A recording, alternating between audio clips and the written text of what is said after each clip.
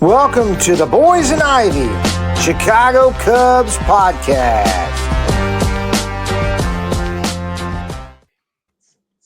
Hello, everybody. Welcome to the Boyz N Ivy. I'm your host, Jason Mead, alongside my son, the 2024 Cubs junior broadcaster, Parker Mead. And we have two very special guests joining the show. Parker, can you introduce the guys? We got Sam Olbur and Matt Cozzi. How you guys doing? Doing well, Parker. How are you? All right. How are you? Great. Good. So yeah, we want to thank you guys for coming on the show. It's we've been fans for a while, so we've been listening to you guys. You guys are killing it with your show. We love it, and we get a lot of Cubs news out of it. And actually, I'm one. Hopefully, Parker someday his dream is to become a broadcaster. And hey, we got this sucker rolling, and hopefully, years to come, he can continue being a podcaster. Well, the best part of the marquee network last year by far was the Cubs Pirates game. What was that? Was that a Monday? Probably, yeah. Yeah. Or it might have been Sunday. It might have been Sunday. I don't know. It wasn't a Sunday. No, it was a Monday because I think it was Labor Day, maybe. It was Labor Day. It was when Labor Day. It was when Jorge Lopez came in and the Cubs were up 3-0 and they lost that baseball game. But your call of Swanson's homer, it was very good, very much a natural. And I when we met you guys over at CubsCon, I felt like I was meeting you versus vice versa. So yeah, it was awesome to meet you guys at Cubs convention. And Parker's already been on our show and hopefully can be on again. And it's cool what you guys have started. And of course, Parker became a famous drop on our show, at least at the end of the show. He did.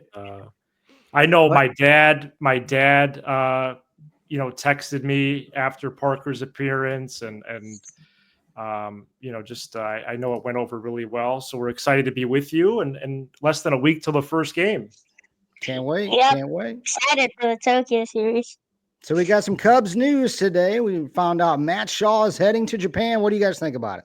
Well, are you guys going to wake up at 5 for the game? What's Parker's schedule that day? I don't know. He's going to be sawing logs, probably getting ready to go to school. So, okay. I don't know. You want me to wake you up, Park? Sure. You say that now. Yeah. Yeah, when I wake up, I'll probably just be like, nah, let me go back to sleep. Oh, man. My reaction to Matt Shaw heading to Japan is that's where he should be headed. Absolutely. I don't understand why it was a talking point or a moment of debate. As Matt pets a dog here. My dog is on my lap during the show. I apologize. We welcome Peanut to the show. Yeah, let's see here. Peanut. Yeah. This is I'll lift him up at the end. This is a special show. We've done about hundreds. How many episodes of Lockdown Cubs have we done? Almost 700. We've done almost 700. There's never been a dog appearance until now. It's on someone else's show. Matt Shaw's, I think, going to be one of the most important players on this team. And as being one of the most important players on this team, he should be on the opening day roster. My guess is he won't start both games. Workman will start one. He'll start one. But I'm glad that he's there. And Parker's been a fan of Workman so far. Workman's a dog, right, Park? Yeah, we definitely did not want him to go back to the Tigers. So I agree. He's been doing great. He got like 2-3 home runs? Got a great batting average. He's been. I would love to have him on the team. He's been a spring standout. Mm-hmm. Cassie had a good one. The 2 years ago when we went, he was doing really well too, but he got hurt. Yeah, I didn't really consider Workman starting a game, Sam. That's something I'll have to think about now. Would he just take the second game then? Yeah, I believe that with the oblique and things like that, I wouldn't be surprised if they took Shaw, as you would put it, threw him in gym shoes, or at least had him pinch run at the end of the at the end of the game and just say, hey, one game's enough. That's, you don't, because let's be honest, guys, it's not a great matchup. Maybe you don't want the young man to start 0 for 8 against these guys that are really spectacular pitchers. It's Yamamoto. They just actually announced it officially. Yamamoto game 1, Sasaki game 2. So maybe you throw in a little platoon advantage. You let Workman play game 2, and you see Shaw in Arizona after game 1. That's what I would guess.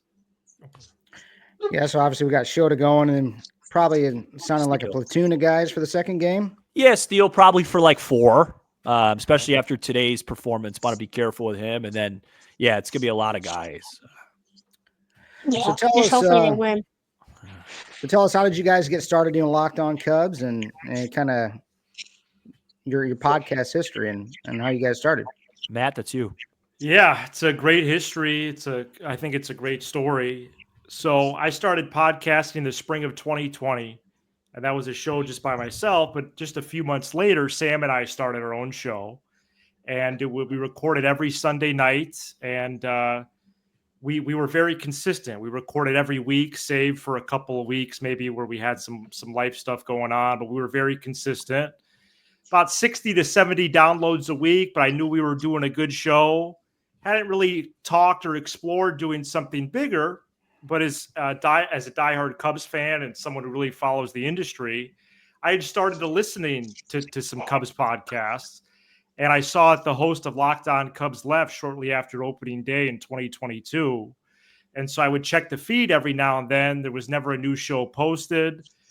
So eventually we got emails from the Locked On Blackhawks host, who I actually met in a subway in Crystal Lake in the northwest suburbs of Chicago. A lot of good things happen at Subway, man. Yeah, it was right around the same time I was trying to get in touch with them. And I happened to meet Jack Bushman at Subway. He gave me emails of living, breathing people at Locked On. I emailed them. They asked for like a couple clips. We did a video demo that I still have the file for, Sam, in my Google Drive. I look horrible. But eventually we signed the deal with Locked On. We've done the show since July 5th of 2022. Awesome. Dang. So our journey, I think this is our 14th show, Parker. So our journey is just starting. So already? Yeah, 14 shows. I didn't realize there was that many already. That's great. Yeah, we've been pumping out 2 to 3 a week, and just it might be a little tough during baseball season because Parker plays a lot of travel baseball weekends. So hopefully we can keep this baby rolling and keep pumping it out. So Parker, you got a question? What made you guys a Cubs fan? Yeah, my dad made me a Cubs fan. Probably similar to you, I would guess. Yeah. The way it works is you're born, and for a very long time, as Matt will find out here shortly, you do what your parents tell you to do, and if you don't, there's consequences, right? And so my dad, my mom, my mom on my mom's side are Cub fans too, but they're not like this. Like my dad was like, hey, like this is what you do, and you love your dad, you look up to your dad, especially as a kid, as I'm sure you do, Parker. And so what dad does, you do. Dad likes the Cubs, dad likes the Bears, dad likes U of I, Sam likes the Cubs, Sam likes the Bears, Sam's like U of I. That's bear down. Yeah, that's it. So that's my I kind of give Parker leeway with the teams that he roots for. He roots for tell him who you root for, Park. I have no leeway. I root for the Chiefs and the Bucks. And he roots for the Suns and the Bears. Wait, say that again. The Bucks is the NBA Bucks? Yeah. You like Giannis? Is that why? Yeah. Over there. So basically he and you root for the Suns, Jason. What a miserable campaign they're having. Oh my God, trust me. They're one of the most disappointing teams maybe in the history of the league. Yeah, Luka Doncic should be on the Phoenix Suns, but how dumb were we? Yeah. But no, basically, Parker, I let him choose, but there's one thing that he can't. What are the consequences if you weren't a Cubs fan, Parker? If I'm not a Cubs fan, I'm sleeping outside. He's out, man. He's out. Fly or die, kid. Yeah. No, but it was same with me. My, obviously my family too, and watching games on WGN. That was a ram of it. But The title of this show is "Do the Cubs Need to Win the Division to Make the Playoffs in the Tough National League?" The National League is super loaded. What do you guys think about this? The National League is loaded. So I would say, yeah, they need to absolutely win the division. And even that is not going to be an easy task. I would say the top 5 best players in the planet are 4 of the 5 are in the National League, and maybe 7 or 8 out of the top 10. So yeah, the schedule is going to be a challenge, especially the first 32 games. People have said that there was parity in the NL Central or was competitive last year. That's actually not true. The Brewers were the first team to clinch the division. They won by double-digit games. I think whoever wins, that gap will be closer this year. But it's definitely no easy feat for the Cubs or anybody else. Yeah. Well, Go ahead. No, Let's do the exercise. The Dodgers are going to win the West. Yeah. The NL East, one of the Braves, Phillies, or Mets will win that division. So that's there. I think it's very safe to say that let's say the Braves win the East. I feel pretty good. I actually wagered on that. So if that happens, I think it's very safe to say the Phillies and Mets will be right there in the playoff hunt. And then over out west, I think Arizona is absolutely going to be in the playoff hunt. They have a very good club. And then San Diego is not giving it up as well. Out of those teams, only 3 can make it. I just mentioned the Mets. I mentioned the Phillies. I mentioned the Padres. I mentioned the Diamondbacks. Point is, to answer your question, yes, the Cubs need to win the division to make the playoffs because I don't think they're better than Philadelphia. I will say I'm not sold on New York. Their pitching situation, their injuries concerns me. Juan Soto's a heck of a player, but that's not – I don't know about that. I think Arizona's better than the Cubs. I'll say that right now. And San Diego's always tough. So the easiest path, and yes, the answer to the question is yes. Yeah, it's just it's super loaded. Like you say, 3 divisional winners and just 3 wild card spots. And I don't think the Central is going to be that big of a pushover either, because you got guys like Terry Francona with the Reds now, and just the history of him being a coach in this league is his teams win, so they're no pushover. Do you guys agree with that? Absolutely. No way are they a pushover. I don't think I've forgotten they hired Francona, but that's a whole nother factor as well. I have the utmost respect for him. And I think he, we were reminded of that even in that documentary, Sam, that Red Sox doc. Oh, that was a great one. Yeah, the Reds are lethal on the bases. I just really like their young offensive group. I don't think they're the biggest challenge necessarily to the division crown. I still really hold the Brewers in high esteem, but the Reds offensive group and the Pirates pitching group, I think that instills some nerves into you. Yeah, and that's Parker, and this is where we're going with that. We just said the Pirates. Parker, here you go. With the Pirates starting rotation of Skeens, Keller, and Jones, do teams in the NL Central have their hands full if there's like a 4-game series or something with those 3 pitchers? That's going to be a tough series to win. Yeah, I mean, last year it worked out where we faced Skeens almost every time. And we didn't fare great, especially after the first game. So yeah, it's right. So like the only team, Matt said this on our show for tomorrow. It's funny. We've done 2 shows in a row after where we talk about the same thing we talked about that day on our show. But I think the Cardinals are really the only safe bet to not be that great. I think everyone else is going to be tricky. And as you just said, Parker, even if the Pirates aren't great record-wise, if we're playing them in September, we got to go there and face those 3 gentlemen. It's going to be a long weekend. Yeah, those guys. I mean, pitching.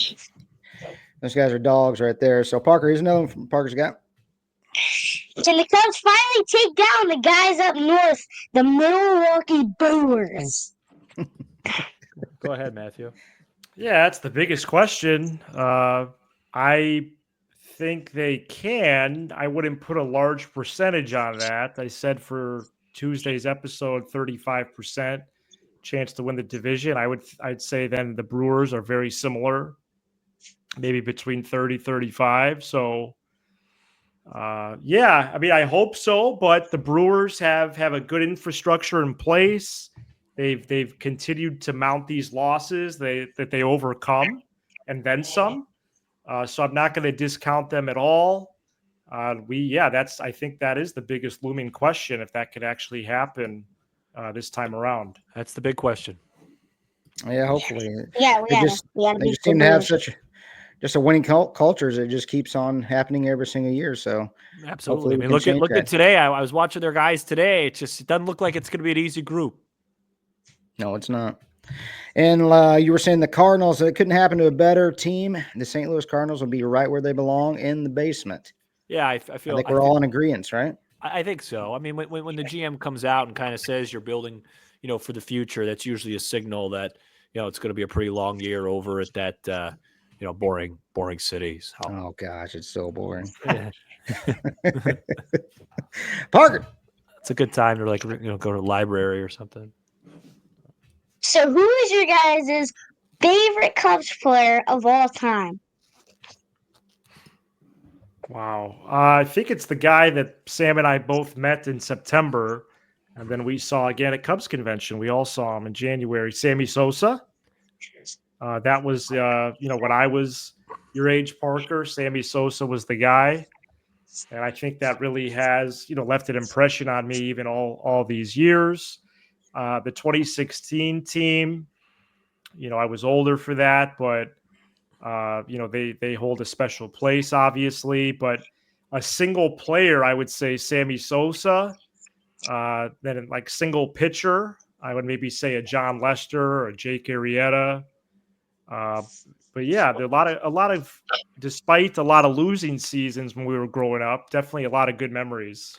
Yeah, I had a real infatuation with Starlin Castro when I was in high school. Like when he came up, the team was so bad, and we had no farm system, and he just got me through some of the worst Cubs years.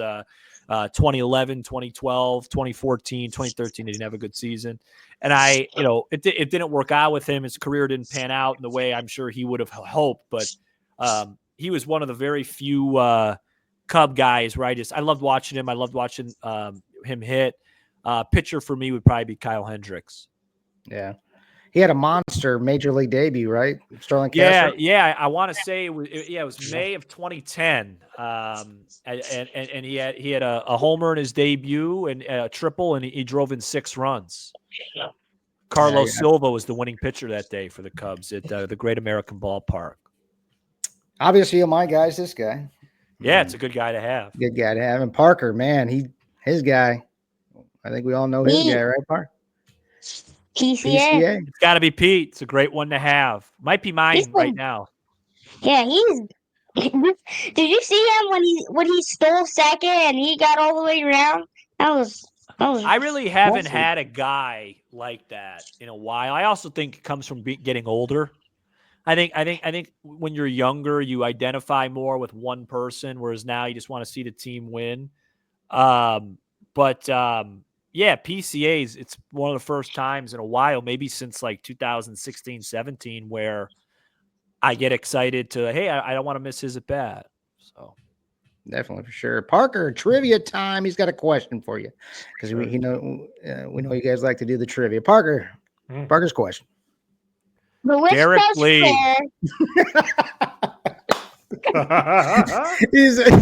I can name you the pitcher too. Chris Young, he got into a fight with. I remember that. Man. I believe it was a Sunday afternoon. Fact check me. Parker didn't even get the first word out, man. Man, I remember that fight really well. I will say, though, I don't remember. Was that 2008? I don't remember the year. I don't know, but that was intense. I don't know. My favorite fight, probably my favorite fight of all time, was Kyle Farnsworth That fight was insane. That was a bloody mess, but that was probably my. And then when Dawson got hit in the face back in the day against the Padres, that was. I saw that. The Derek Lee fight was so crazy because he was such a mild-mannered guy. Oh yeah, for sure. That's what, because I remember I was at my dad's hot dog restaurant watching it on the television, which means it was on WGN, and I looked up and I'm like, it was just, it was just because it was Derek Lee getting that angry. And I think Casper, if I remember the call correctly, captured it well. It's like, whoa, what is Derek Lee never gets like that? That was wild. I remember that one really well. That was funny. We didn't even. It's like a radio DJ that's got the sound bite of the first song. Boom, you're already on it, man. That was pretty good. Well, Park, there you go. Sorry, Parker. I should have let you ask the question. It's fine. Park, you got any other trivia questions off the? You got any other trivia questions off the top of the hat? Go for it. My tooth hurts. Let's see. I can't think of one. He's on the spot. Who was the World Series MVP in 2016? I'll let Matt take that one. Ben Zobrist? Yes. To be honest, I don't even know. It was Ben Zobrist. Ben Zobrist, yeah. And then Javier Baez and John Lester were co-MVPs of the NLCS. Man, Javi was fun to watch, though, wasn't he? Yeah, he was. He was. All right, so Sam, I got a question for you. So we live in the great basketball state of Indiana, and we have some hope for college basketball. I think we're gonna sneak into the tournament. But I'm gonna ask you about the Fighting Illini. Do they have a shot to winning the national championship? And if so, do they hang the banner upside down? First of all, you could also ask me some Indiana questions if you'd like. I know they have no chance to win the championship. 0. They're not very good. Who do you guys play in the first game of the Big Ten tournament? It's not we don't. We see the winner of, I think, Ohio State and Northwestern, I think. So because if we lost to Purdue, I think we were going to see you guys in the first round. That we would have been in Oregon's place. But hopefully. Yeah, no, Illinois is not going to win the national championship. They're way too volatile offensively. They turn the ball over way too much, and they don't shoot. They shoot a bunch of threes, and they don't make them. So if they got to the second weekend, it'd be a great success. So someone probably got fired for that Terrence Shannon jersey retirement. You'd have to think so. I thought the AD put it greatly. Everybody makes mistakes in life, but sometimes you can't make a mistake, right? You can't make a mistake when you're driving. You can't make a mistake when you're hanging up somebody's banner like that in front of people. It was an embarrassing night for the program. Yeah, that was pretty insane. So hopefully the Hoosiers show up. It's been a disappointing run for the longest time. I don't know if we'll ever get back to the Indiana basketball that we were, but we'll see. We're probably gonna have a new coach next year. So, but anyway, we just want to thank you guys for coming on. This is obviously we listen to you guys. They need a new coach. Oh, IU? Absolutely. Yeah. We sure do. But yeah, we want to thank you guys for coming on, taking your time out of your day to come on. I know you guys are busy with your own podcast, but we big fans of yours. We actually got a good friend of ours. His name is Chase Paduano. He was one of the guys that kind of talked to us about the podcast that he listened to. I give him a shout out. But you guys are the number one podcast on the Cubs out there right now, and we can't thank you enough for coming on the show. So, Parker, you got anything? Nope, just have a great night. And I always say, this is Boyz N Ivy, and we're out. And we just, like I said, you guys got anything else? I don't think so. It was a pleasure to be on, and hope you guys continue doing this. I have one more thing. Thanks for having us on. Let me give some advice. Parker, as you're a young child, however old, 10, 11, I don't remember. Get your wisdom teeth out early. Because when you get them out at my age, it might seem like a pain, but if you can get them out early, it will be worth it. Oh my gosh. All right. Wait, You got Peanut with you? No, he scampered away. It's inexcusable. We didn't get a cameo with Peanut. What do you have, Parker? Give me a win total, because I got to do my I got to do my win total Monday night in front of a live audience. What do you have for how many wins you think the Cubs have out of 162? Last year they won 83. I think I'm gonna go with 91. Wow, so really optimistic. That's awesome. Good for you.